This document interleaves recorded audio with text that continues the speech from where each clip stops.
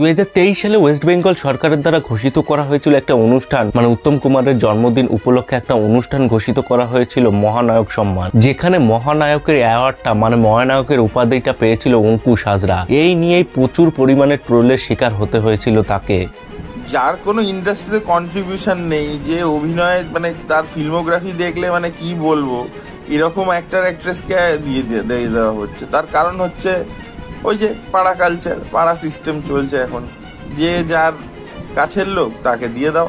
তাছাড়া কেউ কেউ কমেন্ট করছে এর থেকে হিরো আলমও বেটার ছিল, এবং কেউ কেউ তো লিখছে কোনো ভালো মুভি না করেই সে এরকম অ্যাওয়ার্ড পাচ্ছে। মানে বেসিক্যালি তাকে সোশ্যাল মিডিয়ায় প্রচুর পরিমাণে ট্রোল করা হয়েছিল এই অ্যাওয়ার্ডটা পাওয়ার পর। তাছাড়া 2021-এর পরে তিনি 10টা মুভি করেছে, প্রত্যেকটা মুভি কিন্তু ফ্লপ হয়েছিল। 2021-এর আগে তার সাথে বঙ্গাইয়ের একটা কন্ট্রোভার্সি হয়েছিল, সেখানে কিন্তু প্রচুর পরিমাণে লোক এই বঙ্গাইকেই সাপোর্ট করেছিল। তার এই ডাউনফলের কারণ হয়ে দাঁড়িয়েছে কি এই বঙ্গাই, নাকি এর পিছনে অন্য কোনো রহস্য রয়েছে? সবকিছু বিস্তারিতভাবে আলোচনা করা হবে আজকের এই ভিডিওতে, তাই ভিডিওটা শেষ অবধি দেখতে থাকো। অডিয়েন্স এখন সত্যি অত সময় নেই যে মানে একজন খুব খারাপ অভিনেতাকে 2.5 ঘন্টা ধরে বসে দেখবে এবং তারপর আবার রিপিট অডিয়েন্স আবার গিয়ে দেখবে।